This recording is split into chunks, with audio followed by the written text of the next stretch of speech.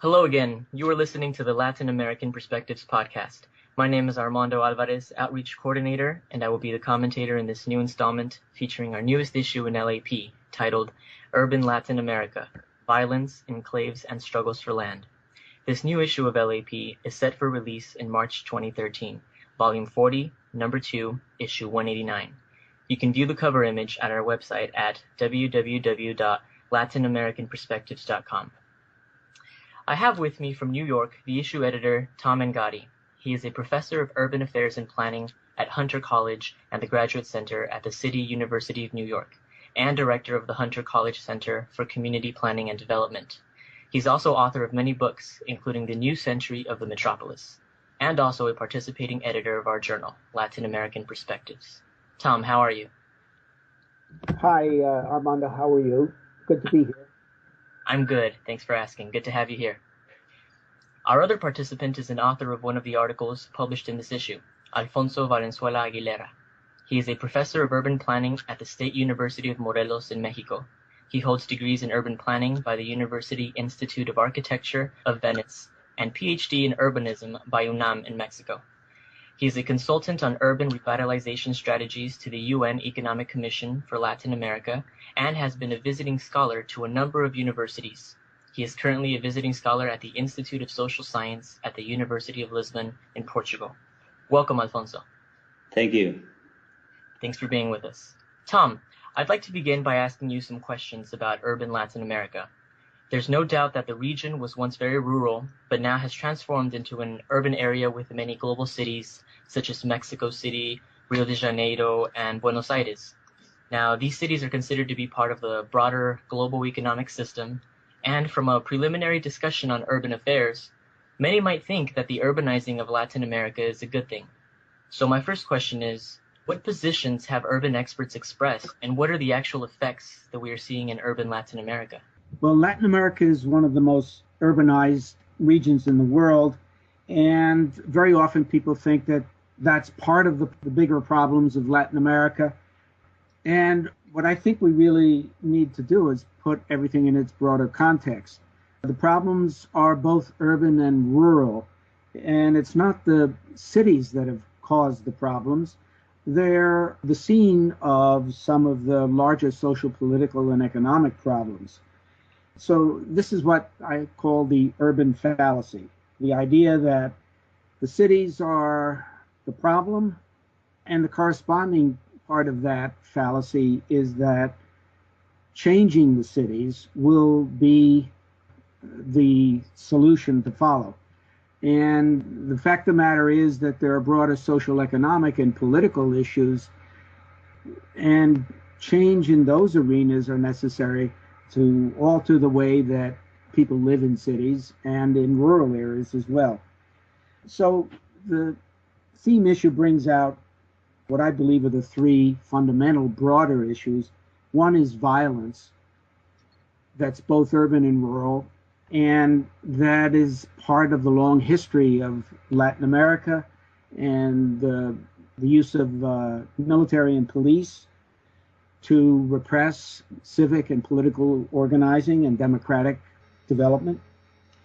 The second one is segregation and enclaves, and that is the development of cities and rural areas as exclusive, socially exclusive, economically exclusive, residential and commercial and industrial territories.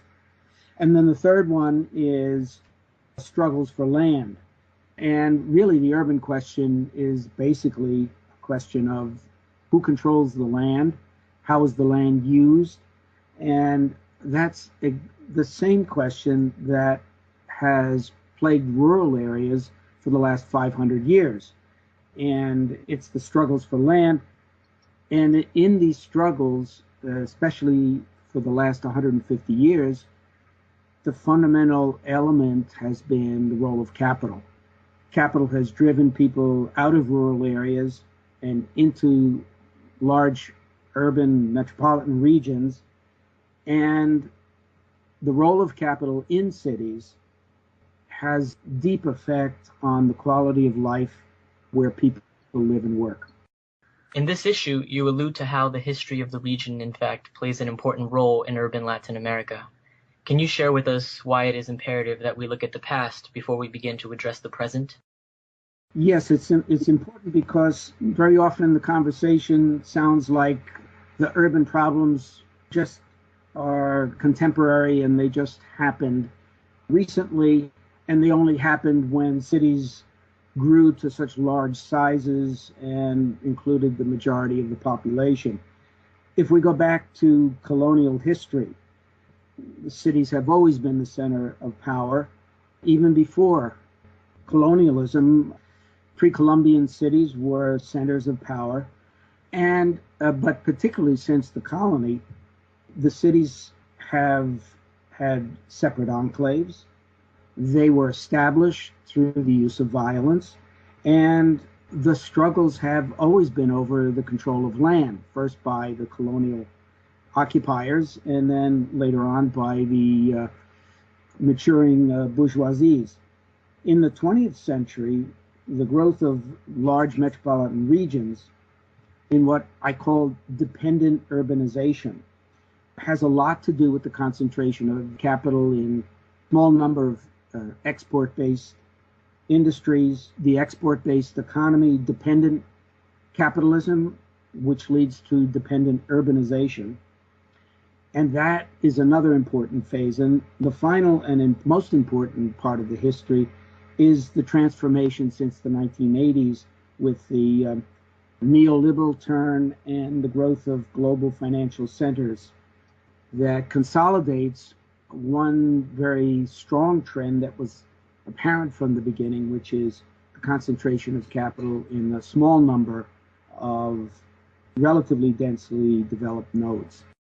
Now, for a lot of our listeners reading who might be interested in subscribing or purchasing this issue, I'm sure that they would like to know what sort of insights can a reader acquire in this issue of Latin American perspectives about urban Latin America. Can you pinpoint a couple? There are a variety of articles, many of them contemporary, that deal with urban Latin America. And I put them into three major categories. The first, dealing with violence. Alfonso Valenzuela's excellent article opens up the issue of comparing the way the state deals with violence in different countries. And then there are three pieces on Mexico City that go into some detail, giving different views of the response of the state to violence and how it relates to real estate development and urban growth policies, policing and segregation of neighborhoods, and how that all relates to the larger question of violence and urban development. The second major group of articles is around what I call enclave urbanism, segregation of neighborhoods and districts within large metropolitan regions and many smaller ones as well. So there are case studies from Puerto Rico, Colombia, Brazil, involving gated communities and separate industrial and commercial districts. And the third area is what I call dualisms and orientalisms. The dualist approach to the city divides it into the formal city, the informal city, the planned city, and the unplanned city, or the developed, modern, wealthier city versus what are often called the slums, the barrios and the favelas.